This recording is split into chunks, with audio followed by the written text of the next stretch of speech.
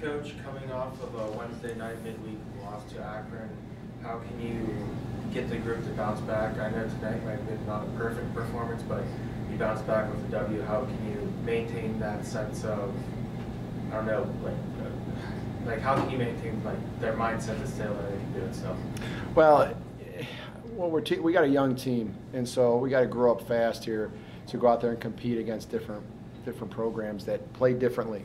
And that's part of that experience thing that we're trying to take from a game like today.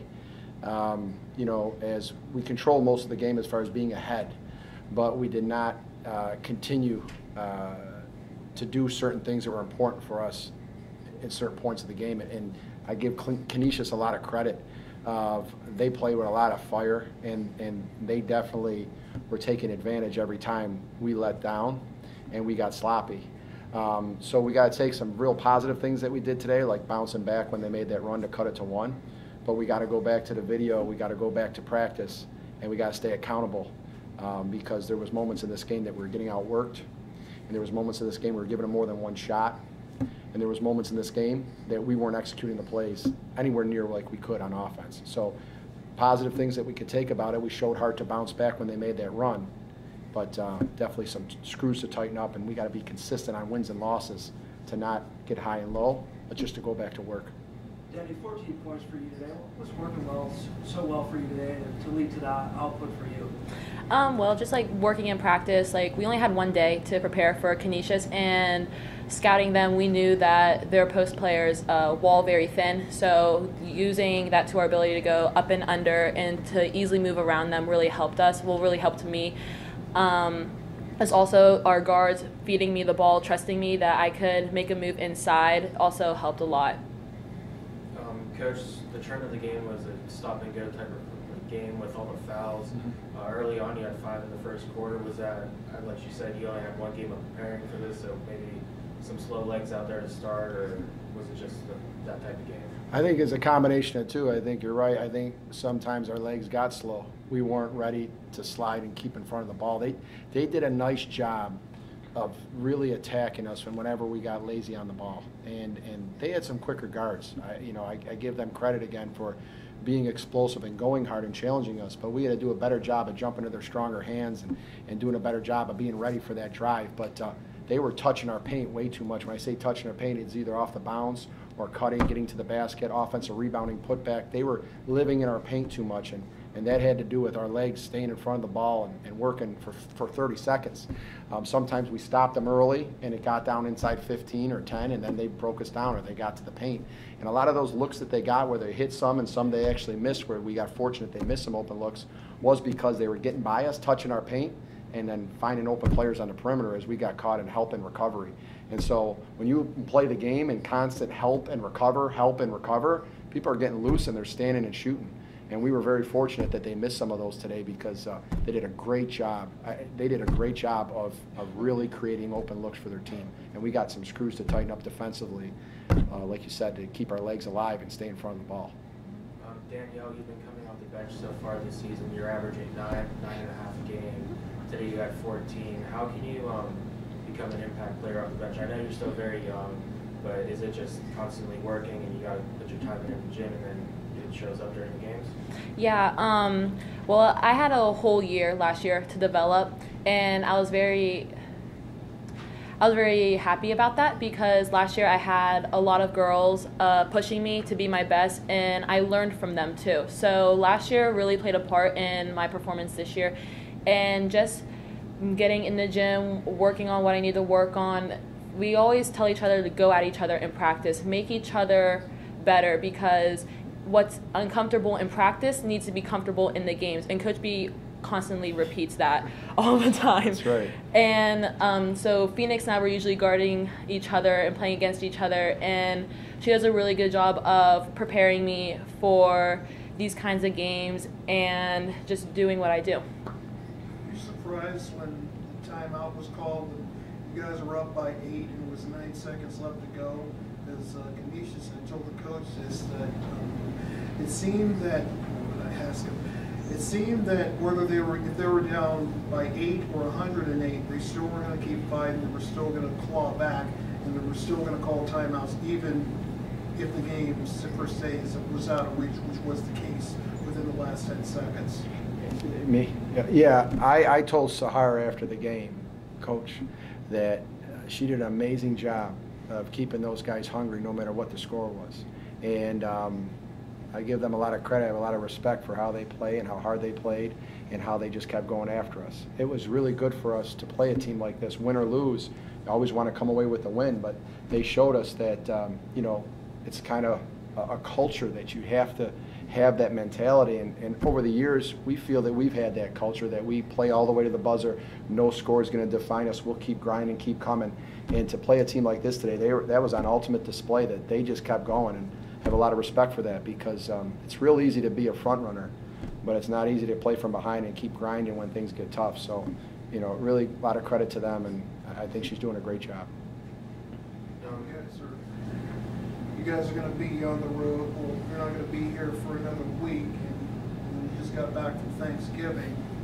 Did it seem like the hangover from Thanksgiving and all that went on may have hovered over to the point where you guys had to claw back? I mean, you guys had the lead, but you know, there were just times where you felt the Thanksgiving hangover had something to do with clawing down. Well, you know, the way the games were timed, being out at Akron on that night and getting back late that night, and then, you know, having 2 days, but the next day kind of day you want to recover, and then, you know, it gets tricky. And I always tell these guys that, you know, we've got to recover, we got to rest, we got to take care of ourselves, we got to get our treatment in the training room, we got to do all that stuff, but we got to be hungry when we practice. And if we don't have a great practice, yesterday was not our best practice. These guys will tell you that I was not happy with the way we came out, and we came back off of that. And, you know, when you get around the holidays, you know, we had a beautiful Thanksgiving meal together as a team, and we had family here and everything. This little guy here, Sasso, was with us, and we had a lot of fun, and it's great, and you got to have that balance. But then, you know, when I'm teaching them, especially them being very young, is that you got to turn it on now. Is when you go to practice, you got to go back now to being hungry and tough and rugged. So when you have these holidays and you really enjoy each other, you kind of get a little soft, and then you got to get hard again real quick, because to play that team today, you're not going to beat them being soft. You're going to have to get loose balls. You're going to have to work hard every possession, or they just keep coming. So we're working on that right now, that we got to balance our lives, but when it's time to go to work, we got to go to work, and it started yesterday at practice. It wasn't just today in the game. We needed to have a better practice coming into today. Coach, you guys have been, you know, dominant down in the paint down low this year, giving a lot of offensive production down there.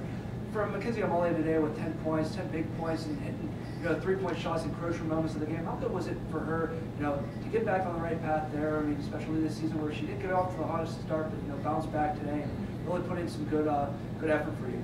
Yeah, you know, she really wants to do the best she can for the team, and she's always concerned about what can I do more, and am I making the right decisions. And you know, it was great to see her at the end there of the half really do a great job of taking over, get shifty, I say, with the ball, by changing her speeds, getting by people to create that shot.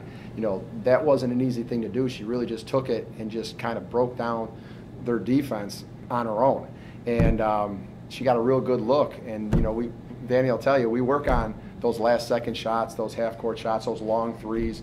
We work on that, because with 4 quarters now, you're facing more buzzers. You're facing more, you know, situations where you're trying to beat a clock. So we work on it, and she did a great job of executing it. And, you know, again, the bulk of the game, like you talk about, as far as, you know, her trying to catch everything and, you know, catch back that fire, then, you know, hitting those shots and everything. When things don't come easy for us, I always tell them, get in the gym, put the extra work in, stay positive, know your work is going to produce the results. You know, don't get negative, don't question yourself. You know, these guys will tell you, you don't ever hear me getting on them for taking a good look when they're open. You know, we work on that all the time, as far as catching, loading, and shooting, no matter how open you are, shooting the ball the same way and having the confidence, if the last one didn't go in, that the next one will. And that's what we work on, and that's what she's really focusing on right now, and it's great to see her, you know, knock some shots down and really step up when the team needed her to be a leader. This part of non-conference play ends for you guys, and now you guys got 2 big conference matches to open up Horizon League slate. What are you guys, you know, most looking forward to heading into conference play, especially after getting that win and improving to 5-1 on the year? Well, when you get into conference, you want to be able to have some experiences that, you know, are going to help you when you get into those league games. So when we try to put this schedule together, you know, we were dominantly at home. and we got to be ready to go on the road. And so that's really important to remember, is that we had that one road test at Akron, and we got beat.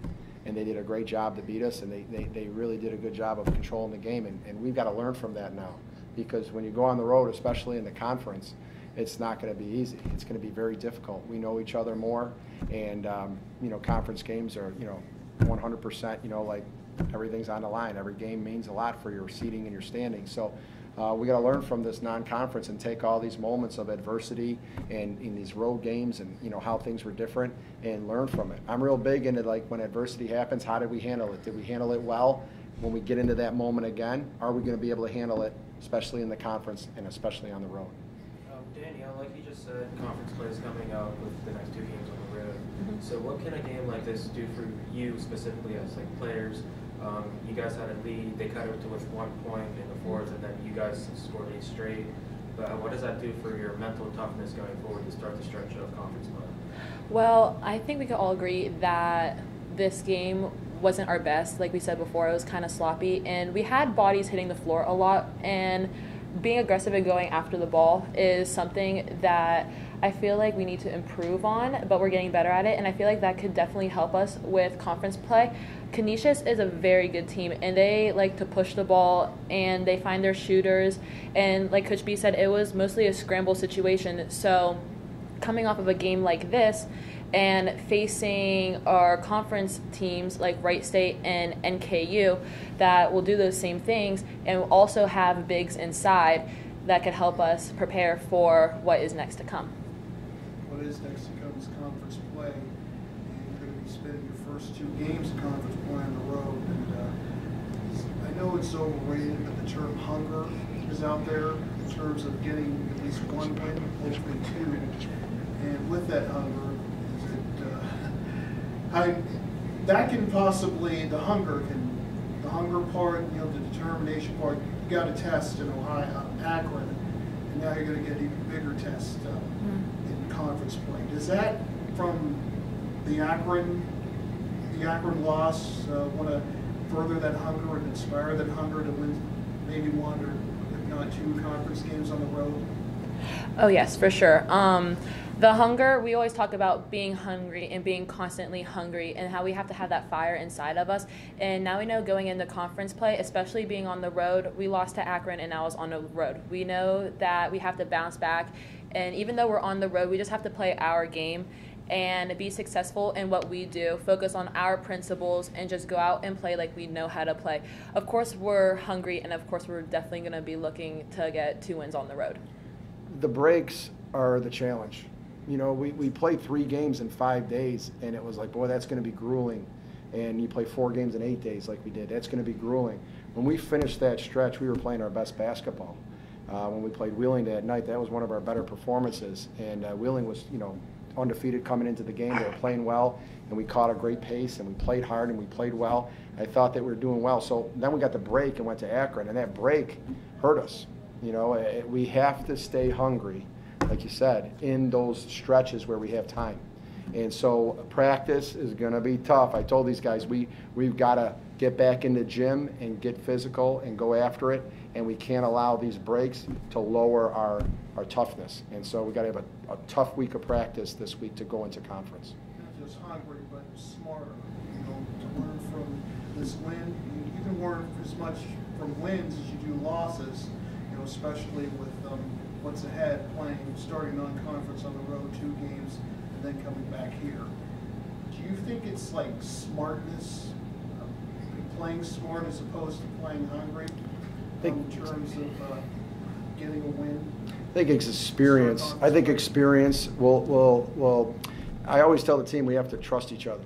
Coaches have to trust you. You have to trust the coaches. We all have to trust each other that we're working towards a goal, which is getting better. So you're going to get corrected.